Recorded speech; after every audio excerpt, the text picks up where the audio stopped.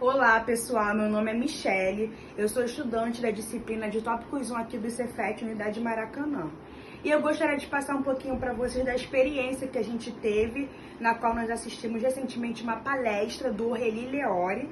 Ele é analista de projetos da TV Globo e ele passou pra gente um pouquinho sobre o que é RP, sobre quais são as formas, as características de um RP, o que uma empresa precisa para poder escolher qual é o melhor RP para ela de acordo com a sua necessidade.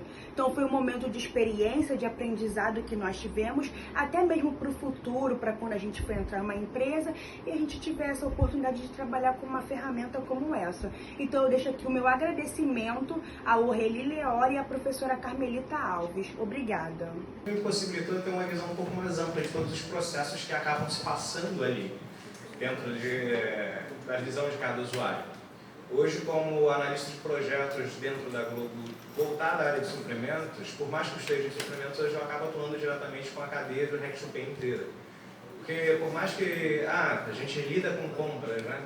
Só que compras você afeta tanto o contábil quanto o financeiro, fluxo de caixa. A única ligação que a gente não tem mais forte, diretamente com relação ao RP, é a parte de capital humano, né, de recursos humanos, folha de pagamento.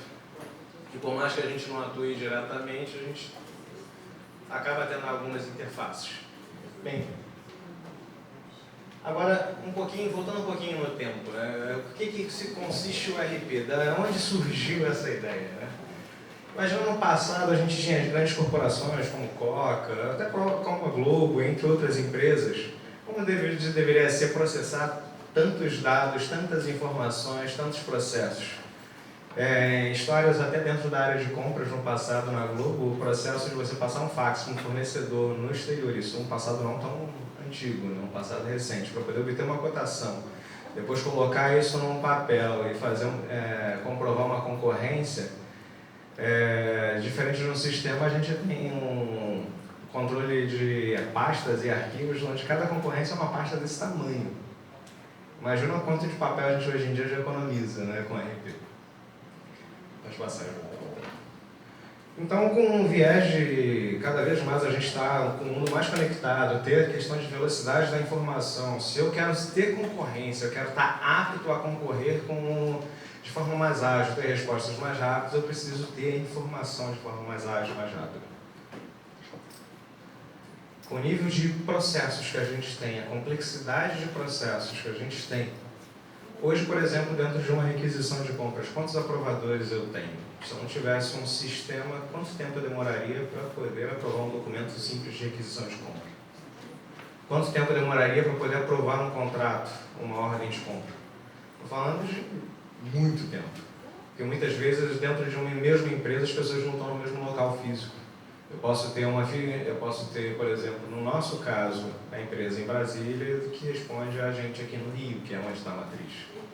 Qual seria o tempo de transportar o processo para cá, ter aprovação, depois retornar para Brasília e devolver para o fornecedor? Bem, aí como elas já falaram, muito bem profissional, RP é exatamente o complexo de todas as áreas praticamente que a gente tem dentro da empresa, ou quase todas. Quando trata-se de TV Globo, por exemplo, eu tenho uma diversidade tão grande de cenários que infelizmente não consigo colocar. Por mais que eu tenha Oracle, eu tenho várias interfaces. Só para a área de compras eu tenho 4 inputs externos. Um sistema para atender cenografia, um sistema específico para atender a parte de tecnologia voltada à manutenção de equipamentos de áudio e vídeo, broadcast, e ao mesmo tempo eu tenho mais outros 2, que é sistema de aluguel de equipamento, que é toda a parte de equipamento de broadcast que a gente aluga, e ainda tem faltou o GCP, que é o sistema de gestão de compras de projetos também, de tecnologia. Também voltado à criação de UMs, onde a gente tem as unidades móveis, por exemplo, o Maracanã aqui está cheio, né? Peguei um trânsito hoje legal para chegar aqui. E a gente com certeza tem 1 ou 2 UMs paradas no estacionamento. Então, cada UM dessa, você tem ali todo um projeto que é desenhado dentro desse sistema, dentro do GCP, e que posteriormente carrega no RP. Elas citaram um pouco dos principais produtos que existem, né? Eu destaquei 3, né? SAP, Oracle e TOTOS. e diferenciar um pouquinho deles, né? E até porque que a gente utiliza o Oracle hoje.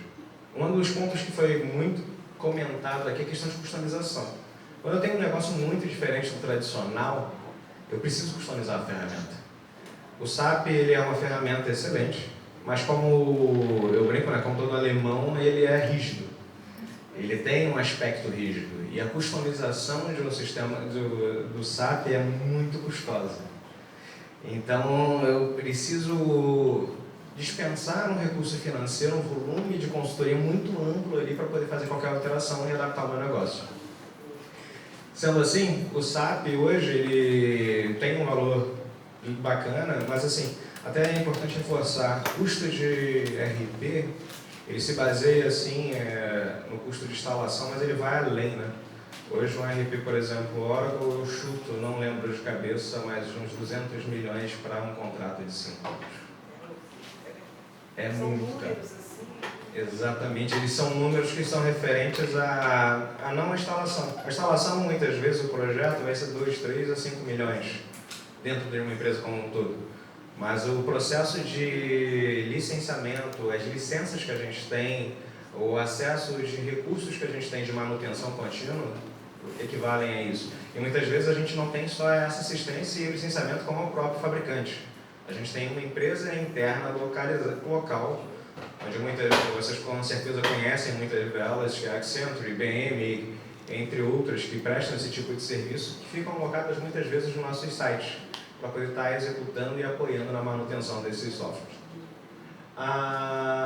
O TOTUS, né, que a gente até comentou, ele é um programa mais voltado à média empresa, né? Em algumas grandes, ele é um sistema muito mais econômico.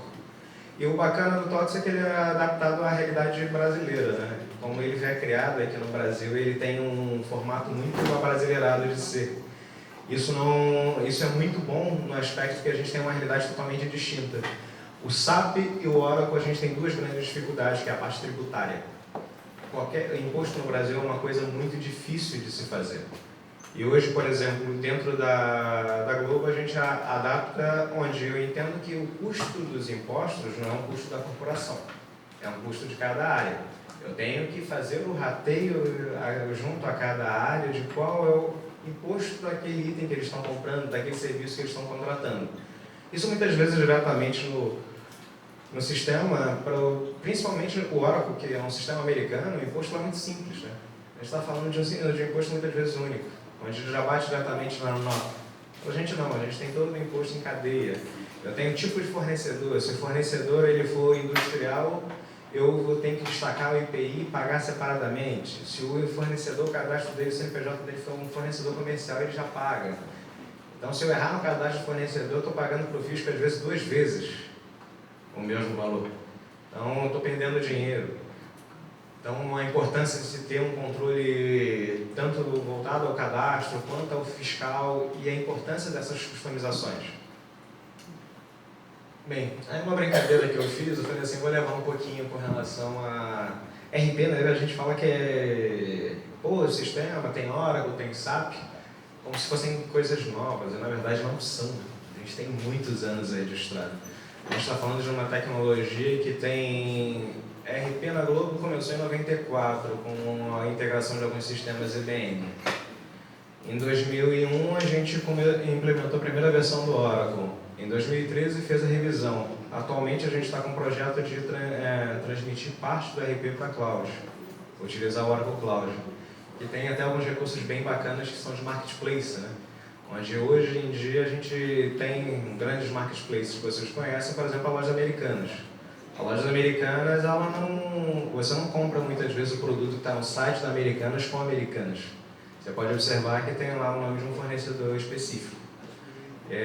Hoje a gente consegue, a ideia do marketplace é a gente começar a abrir exatamente para os fornecedores estarem cadastrando ali seus produtos, suas ofertas, e ali a gente consiga, dentro de um acordo já pré-estabelecido comercial, fazer isso de forma automatizada.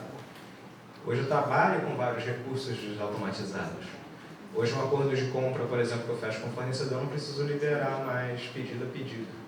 Eu fecho um acordo anual ou bianual e a cada requisição eu libero o pedido automaticamente para o fornecedor. Desconta do contrato que eu tenho, envio o e-mail automático para o fornecedor entrega na nossa portaria. Então, assim, a ideia é sempre estar evoluindo.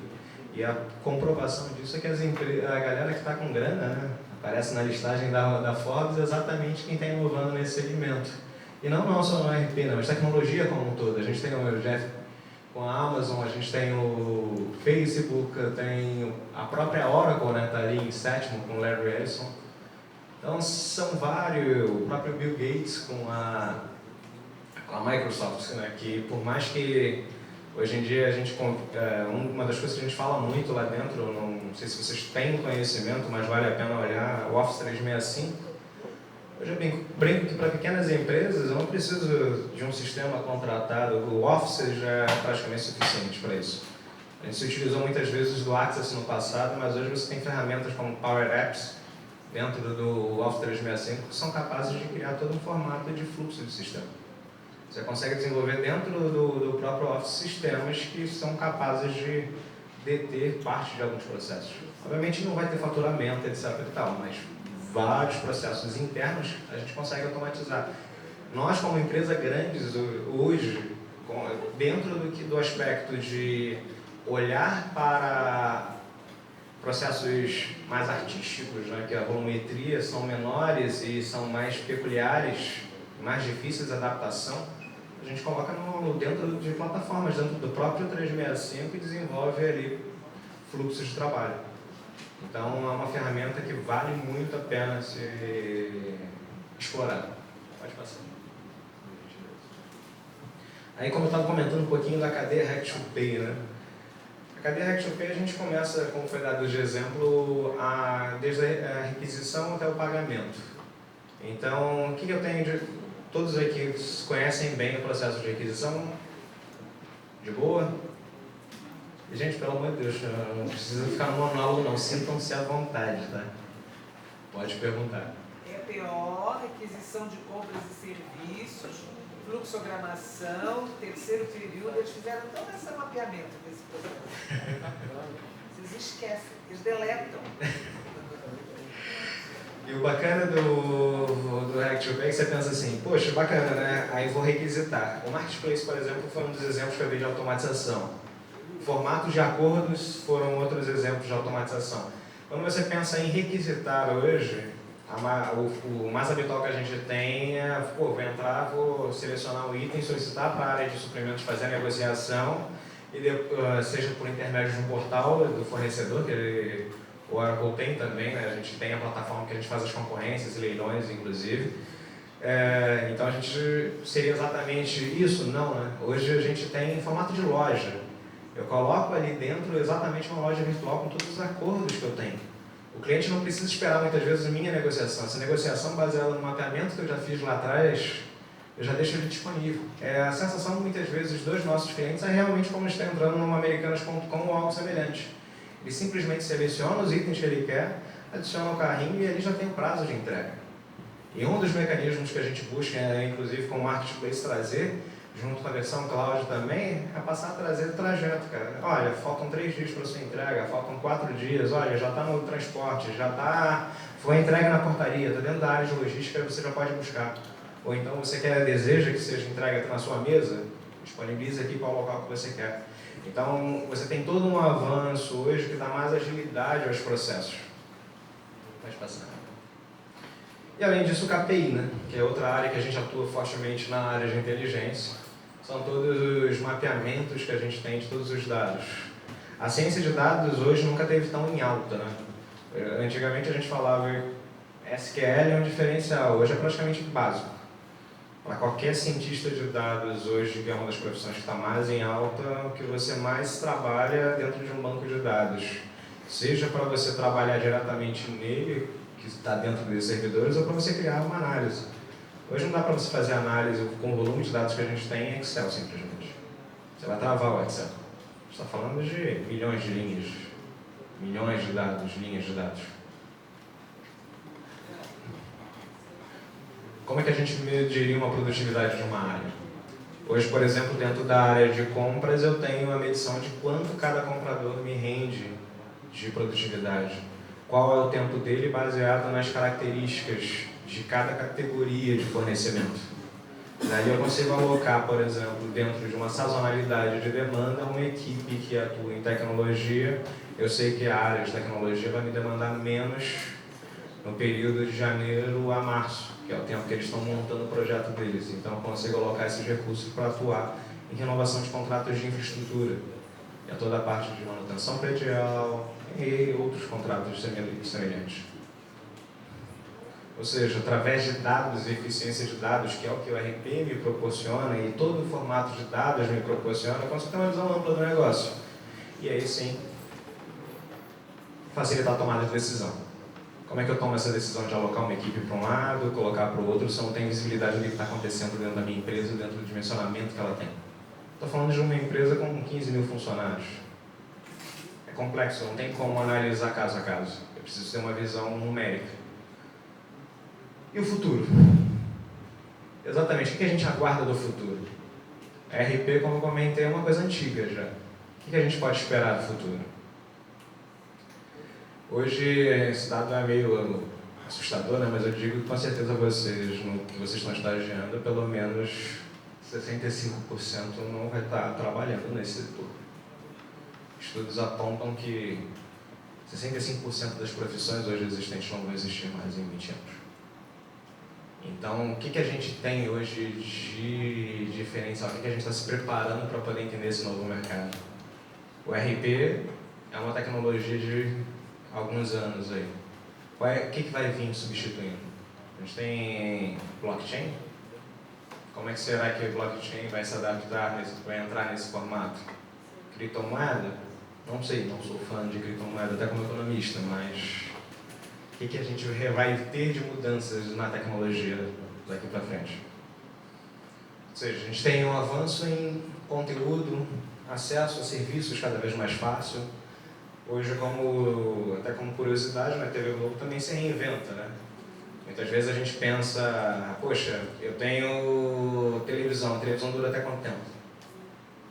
Quanto tempo eu tenho aí de permanência nesse formato de mídia? Tenho Netflix, agora a gente recentemente teve a Prime, né? Prime Video entrando. Tem a Disney, que também deve vir em breve, já está lançando produto lá fora de forma mais forte, saiu do Netflix com as licenças. O que a gente espera? O cenário é totalmente de mudança, né? Aí um exemplo prático que a gente tem é os serviços de entrega, né, da Amazon, que hoje eles tentam fazer várias pesquisas como formas de robotizar, seja por meio de carros, eu tenho um entregador mecânico, ou seja por intermédio de drones. Futuramente eu vou ter bombeiro combatendo incêndio em altura, ou simplesmente um drone é capaz de fazer isso? Hoje, dentro da minha estrutura de suprimentos, eu robotizo já processos. Hoje, funções de leitura de nota fiscal, inserção de informações dentro do próprio RP são feitas por um robô. Não preciso exatamente de uma pessoa humana para estar tocando. Por isso que eu brinco com essa questão de como será o RP no futuro. Porque, na verdade, hoje eu tenho compradores que estão ali para negociar e não para fazer o input de uma informação no sistema. Então, cada vez mais a gente vai estar trabalhando com especialistas, com pessoas voltadas diretamente àquilo que é a função dele. O comprador é negociar e não de executar preenchimentos de dados em um sistema. É isso.